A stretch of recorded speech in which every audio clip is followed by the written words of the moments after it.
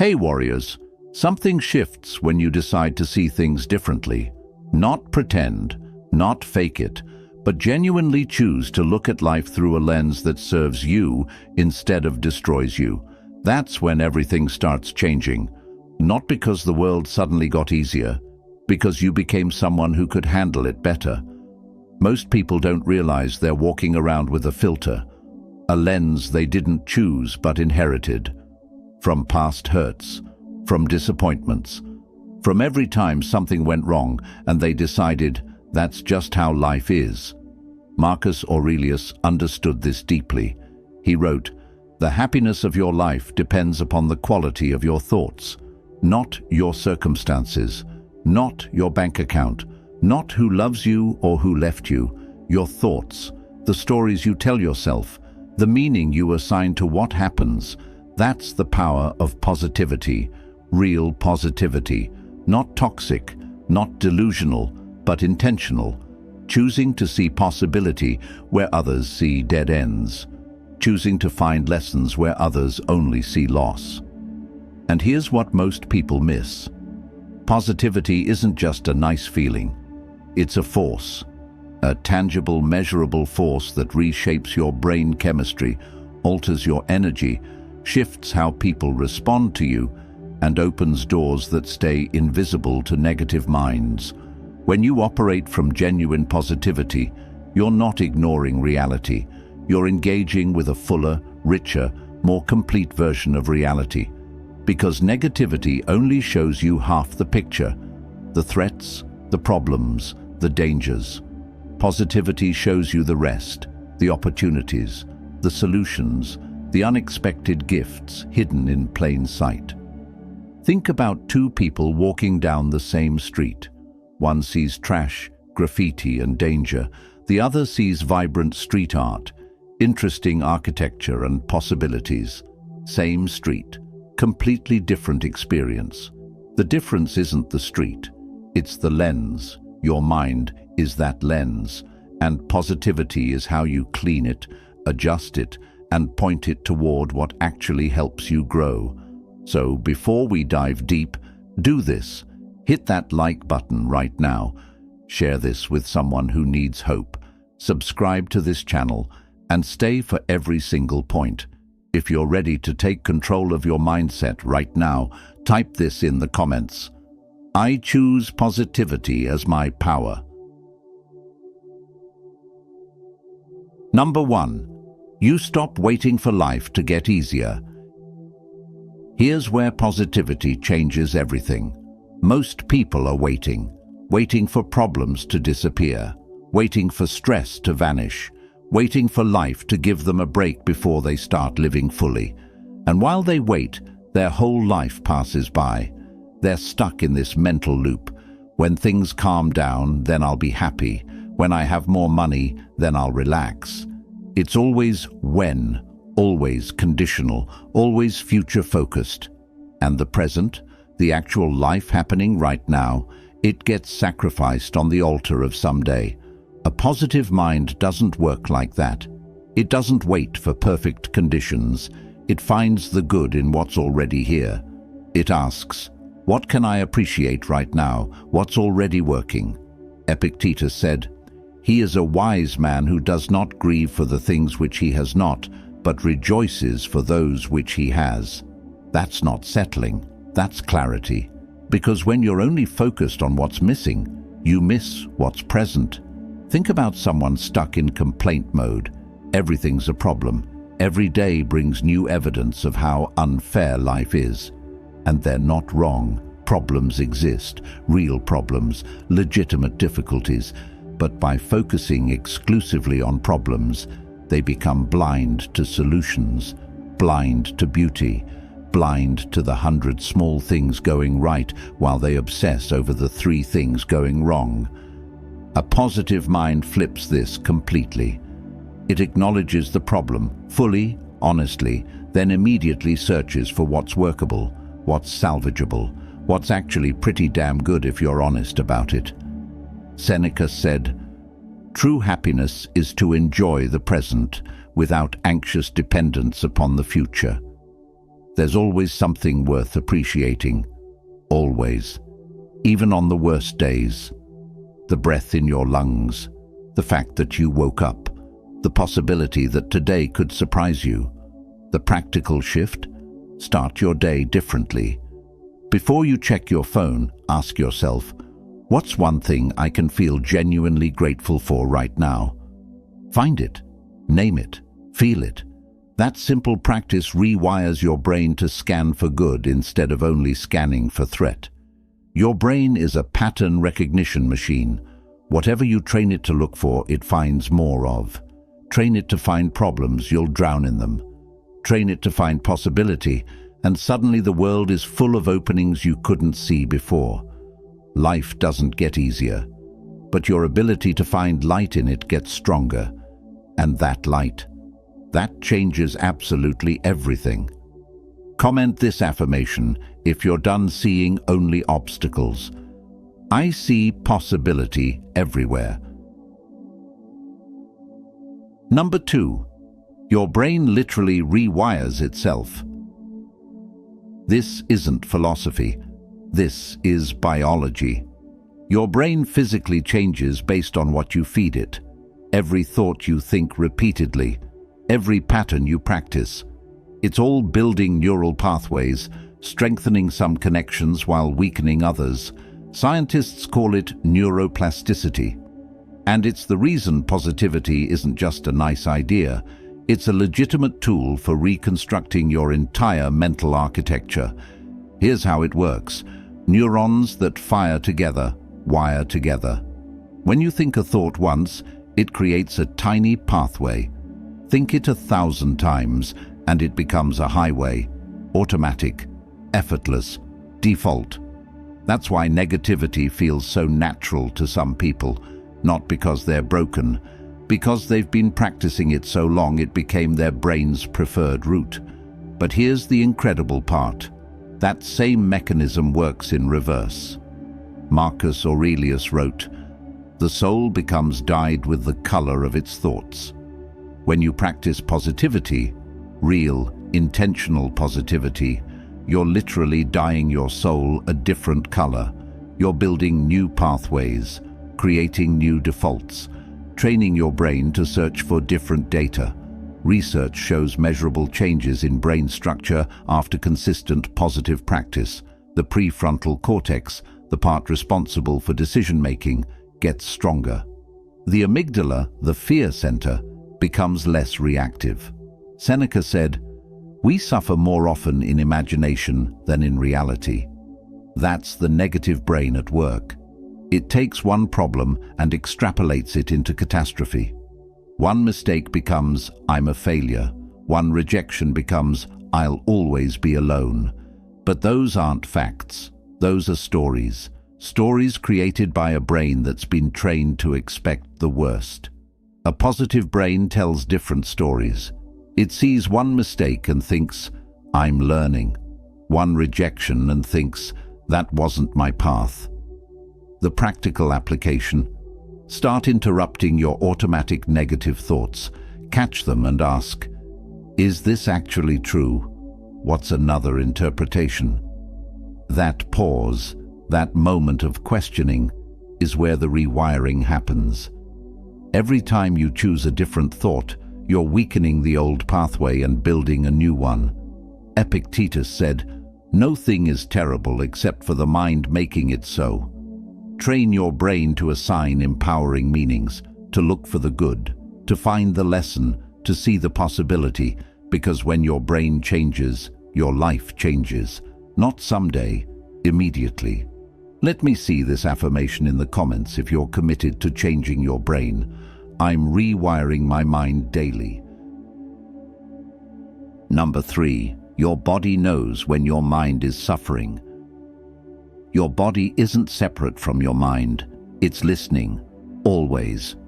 Every negative thought you have creates a chemical reaction, and your body, your heart, your gut, your immune system responds accordingly. When you operate from chronic negativity, your body lives in a state of stress, even when there's no real threat, even when you're physically safe. Your mind tells the story of danger, and your body believes it. Cortisol floods your system. Your heart rate elevates. Your muscles tense. Your immune system weakens. Not because something's actually attacking you, because your thoughts convinced your body something might. Marcus Aurelius understood this connection. He wrote, "If you are distressed by anything external, the pain is not due to the thing itself, but to your estimate of it, and this you have the power to revoke at any moment." Your estimate, your interpretation, your mental story, that's what's creating the physical response. Think about two people stuck in traffic. One person's gripping the steering wheel, jaw clenched, blood pressure rising. The other person's breathing deeply, listening to music, using the time to relax.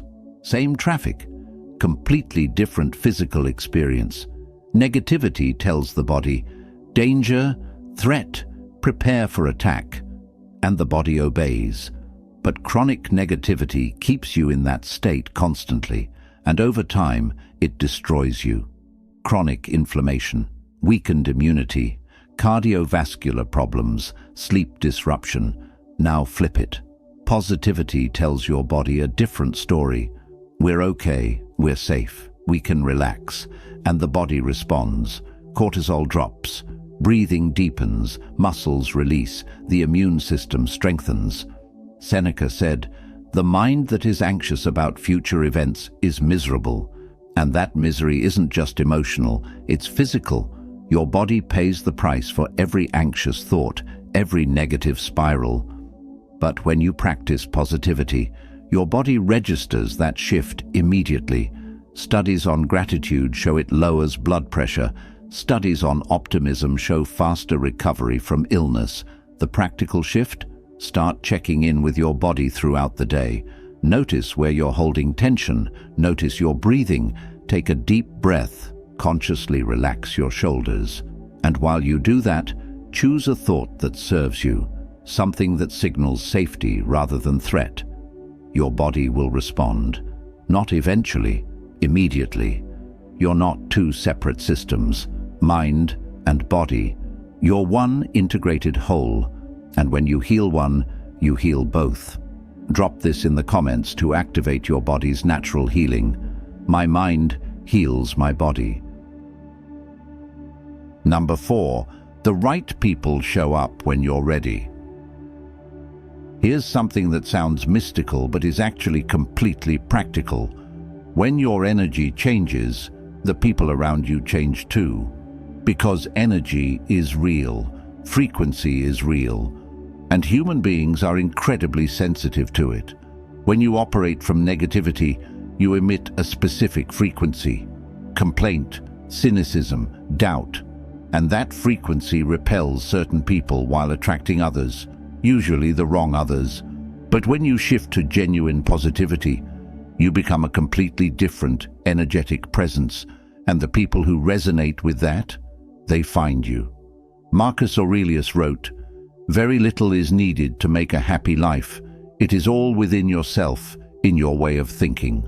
And your way of thinking doesn't just affect you, it affects everyone who encounters you. People feel it. They respond to it. Think about someone deeply negative. You can feel it the moment they walk in a room. The energy drops. Conversations become heavier. Everyone braces themselves. And consciously or unconsciously, people start avoiding them, because that energy is draining. Now think about someone genuinely positive, not fake cheerful, but someone who genuinely sees the good, who believes in possibility. You want to be around them, everyone does. Their energy lifts you. Seneca said, "Associate with people who are likely to improve you." But those people are also looking to associate with someone who will improve them. And if you're drowning in negativity, they won't choose you, because the energy doesn't match.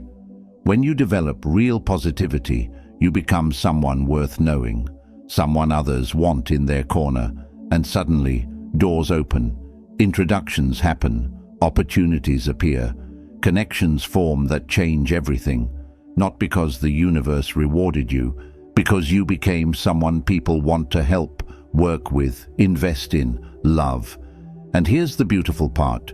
When you shift your energy, you don't have to hunt for the right people. They start appearing naturally. Synchronicity isn't magic, it's alignment. When your internal state matches what you're seeking externally, the match happens. Epictetus said, "First say to yourself what you would be, and then do what you have to do. Become the energy you want to attract. Be the friend you wish you had.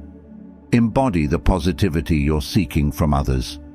Because here's the truth, you don't attract what you want. You attract what you are.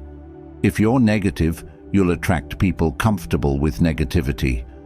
If you're positive, you'll attract people who value that energy. Your energy is your invitation. What are you inviting into your life? If you believe energy attracts energy, comment this: I attract my tribe. Number 5. You keep going when everything says stop. This is where positivity becomes unstoppable power, because motivation runs out, excitement fades. The initial burst of energy that got you started, it doesn't last, and when it disappears, most people quit. They think the absence of motivation means they're on the wrong path. They think if it was meant to be, it would be easier. That's negativity talking, and it kills more dreams than failure ever could. A positive mind doesn't rely on motivation. It operates on something deeper: belief. Belief that the struggle is part of the process, not proof of failure. Marcus Aurelius wrote, "You have power over your mind, not outside events." Realize this, and you will find strength. That strength isn't about never feeling like quitting. It's about continuing anyway, not because you feel like it, because you decided to.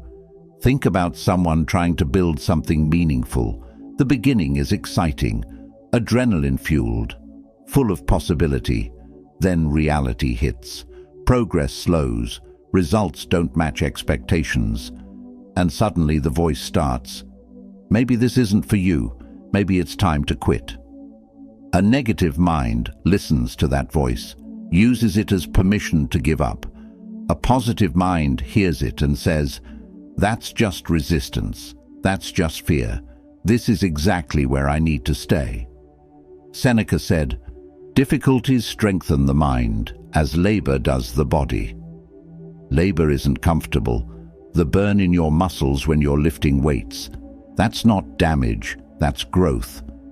The difficulty is the mechanism, not the problem. Same with any worthwhile pursuit. The hard part isn't interrupting your progress. It is your progress. Think about nature. A seed doesn't break through soil by hoping it gets easier. It pushes, constantly, against resistance, but it keeps pushing until it breaks through into light. That's positivity in action. Not believing everything will be easy. Believing everything worthwhile requires pushing through. And here's what changes when you adopt that mindset. Your relationship with failure transforms. Failure stops being the end. It becomes data, feedback. Positivity reframes everything. It sees setbacks as setups. It sees closed doors as redirections. The practical reality: there will be days, many days, when you don't want to continue. When everything in you says stop. Those days are the test, not of your talent, of your mental strength. Real positivity says, "I don't feel like it today, and I'm doing it anyway, because how I feel right now doesn't determine my future. My actions do." Epictetus said, "No great thing is created suddenly. Everything meaningful takes time, takes showing up on the days you don't feel like it. And you can't do that from a negative mind. But a positive mind? It can endure anything. So when everything says stop, don't listen to everything. Listen to the part of you that knows why you started, the part that refuses to quit on yourself. Drop this affirmation in the comments if you refuse to quit. I continue when it's hard. Number 6. Bad days stop ruining your life. Here's where positivity becomes practical survival skill. Because bad days are guaranteed. They're part of the deal, part of being human. But here's what changes with a positive mind. One bad day stops becoming a bad week. One bad moment stops contaminating the entire day. Most people don't suffer from the actual problem. They suffer from the story they build around the problem. The event was small. The story made it catastrophic. Marcus Aurelius wrote, "Today I escaped anxiety." Or no, I discarded it because it was within me, in my own perceptions, not outside. The anxiety wasn't in the situation. It was in how he interpreted the situation. And the moment he realized that, he had power over it. That's what positivity does. It creates boundaries around difficulty. It says, this thing happened. It's not great, but it's also not everything. Not denial, containment, keeping the fire from spreading. Think about two people who both get rejected for a job. Same rejection, same disappointment. But watch what happens next. One person spirals. I'm never going to find anything. I'm not good enough. By evening, they're questioning their entire career path. The rejection became an identity crisis. The other person feels the disappointment, fully, honestly, then says, that one wasn't for me. What's next? By evening, they've applied to 3 more positions. Same event, completely different outcome. One mind catastrophized, the other contained. Seneca said, "We suffer more often in imagination than in reality." The actual bad thing that happened, usually manageable. The story you tell yourself about what it means, that's where the real suffering lives. Positivity trains you to separate facts from interpretation. Fact, the tire is flat. Interpretation, this is annoying but solvable. And here's what's crucial. A positive mind doesn't skip the feeling. It feels the feeling fully. Then it asks, what now? Because there's always a what now, always a next step, always a way forward. Epictetus said, it's not what happens to you, but how you react to it that matters. Your reaction is your power, and positivity gives you access to better reactions. The practical application: when something goes wrong, and it will, give yourself a time limit on the spiral. Feel what you need to feel, but then draw a line. Okay, I've acknowledged this sucks. Now what's my move? That boundary is everything. It's the difference between a bad moment and a bad life. Bad days are weather. They come, they pass. They're temporary unless you decide to live in them permanently. You can feel disappointed without becoming a disappointment. You can experience failure without identifying as a failure. Separate the event from the identity. That's the skill. Number 7. Doors open that you didn't even know existed. This is where positivity becomes almost magical. Because it's not actually magic, it's perception. When your mind shifts to genuine positivity, you start seeing things that were always there. Opportunities you walked past 1,000 times suddenly become visible. The world didn't change. Your ability to perceive it did. There's this thing in psychology called the reticular activating system, your brain's filter for what information gets through and what gets ignored. Buy a red car, suddenly red cars are everywhere. Your brain isn't creating these things, it's finally showing them to you. When you operate from negativity, your filter is set to threats, problems, and limitations. You walk through a world full of possibility and see only obstacles. But when positivity becomes your operating system, the filter recalibrates. Suddenly, you notice the conversation that could lead somewhere, the resource that was always available. Seneca wrote, "Luck is what happens when preparation meets opportunity." But here's the thing about opportunity. It's always around you. always. The question is whether you're calibrated to see it. Negative minds miss opportunities because they're too focused on what's wrong to notice what's possible. Positive minds see both. They acknowledge the closed door, but they're also actively looking for the window. Marcus Aurelius said, "The impediment to action advances action. What stands in the way becomes the way." When you're positive, obstacles stop being endpoints. They become redirections, and movement creates options. Stagnation creates none. Here's what's wild. The doors that open from positivity are often doors you didn't even know to look for. That's you being open and available to possibility. That's you saying yes when negativity would have said no. Epictetus taught, "Make the best use of what is in your power and take the rest as it happens." Because positivity doesn't create opportunity out of nothing. It reveals opportunity that was always there. The practical shift. Start asking better questions. Not, "Why isn't anything working?" but, "What am I not seeing yet?" Questions direct attention, and attention creates reality. The doors were always there. You just trained yourself to only see walls. Positivity opens your eyes. Number 8. You stop drowning in "Why me?" This question destroys more potential than almost anything else. Why me? It sounds like you're searching for answers, but you're not. You're digging a grave. And every time you ask, "Why me?" you sink deeper into victimhood. A positive mind asks completely different questions. Not, "Why me?" but "What now?" Not, "Why is this happening?" but "What can I do with this?" Epictetus said, "It's not what happens to you, but how you react to it that matters." You don't control the storm. You control whether you let it drown you or teach you to swim.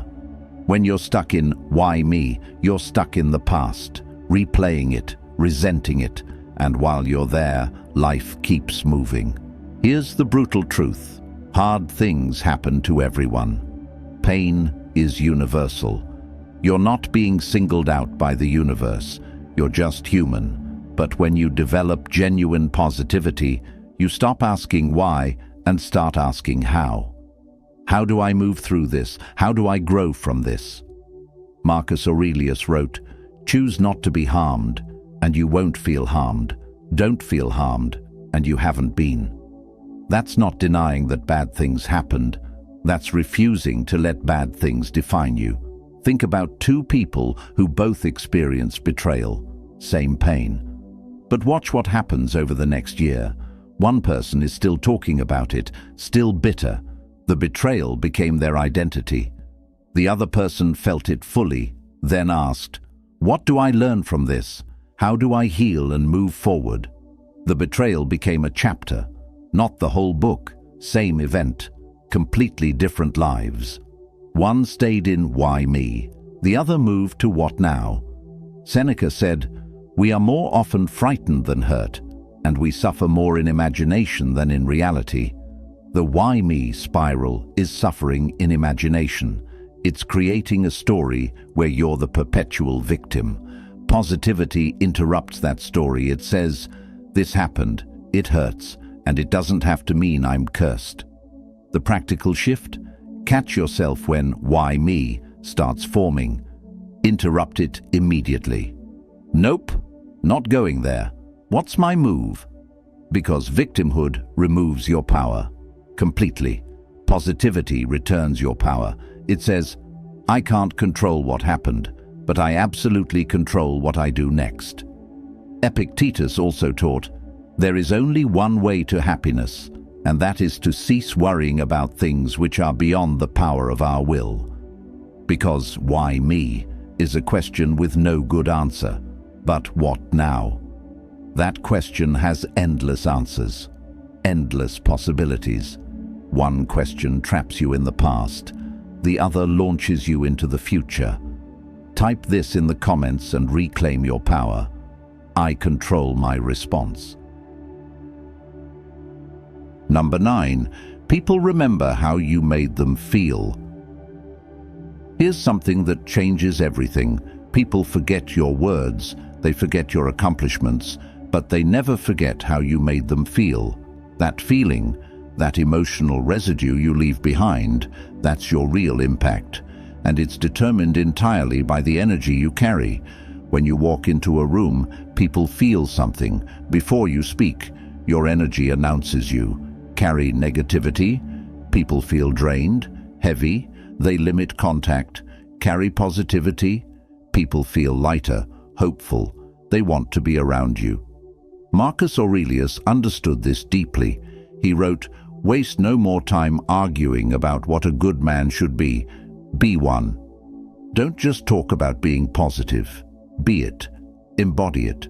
And when you do that consistently, you become someone people want in their life. Not because you're perfect, because you make life feel more manageable. Think about the people who've impacted you most, probably because of how they made you feel in small moments. They listened when you needed it. They believed in you. That's the power of positive energy. It creates space for others to breathe. Seneca said, "Wherever there is a human being, there is an opportunity for kindness." Positivity recognizes those opportunities. Negativity misses them entirely, and here's the ripple effect. When you make someone feel valued, they pass it on. They treat the next person better. You don't just change your own experience, you change the experience of everyone you encounter. Epictetus taught, "If you wish to be loved, love. If you want positivity in your life, be positive." The energy you give is the energy you attract. But it has to be genuine. People can sense performance. Real positivity comes from a mind that's done the work. The practical application: start noticing your effect on others. Do people relax around you or tense up? Because your energy is your signature. It's what lingers after you leave the room. Marcus Aurelius also said, "Dwell on the beauty of life, watch the stars, and see yourself running with them." That sense of wonder, that's what positive people carry, and it's contagious. Your vibe is your legacy. Long after people forget what you said, they'll remember how you made them feel. Number 10. Life gets good when you stop waiting for perfect. Here's the final truth that ties everything together. Life doesn't get good when everything aligns. Life gets good when you stop requiring it to. Perfection is the enemy of living. It's the reason people don't start. They're waiting for the perfect moment. And while they wait, years disappear. Marcus Aurelius wrote, "Perfection of character is this, to live each day as if it were your last, without frenzy, without apathy, without pretense." Not perfection of circumstance, perfection of character, living fully with what is. Perfectionism isn't about excellence, it's about fear. It's a shield. Seneca said, "It is not because things are difficult that we do not dare. It is because we do not dare that they are difficult." The difficulty isn't in the thing itself, it's in your hesitation. A positive mind understands this. It knows that messy action beats perfect inaction every single time. Think about every major breakthrough in history. None of it was perfect. It was rough, flawed, incomplete, but it existed. Potential is just a fancy word for nothing yet. Action, even imperfect action, changes everything. When you stop waiting for perfect, you start living. You have the conversation even though you don't have all the answers. And here's the magic. The act of starting creates momentum. The act of trying creates learning. Perfect keeps you safe, but it also keeps you small. It keeps you stuck. Epictetus taught, "First say to yourself what you would be, and then do what you have to do." Not do what you have to do perfectly, just do what you have to do, imperfectly, messily, but do it.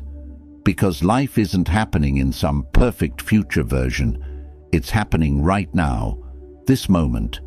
And when you embrace that, when you genuinely accept that nothing will ever be perfect, and that's exactly why it's worth doing, everything opens up.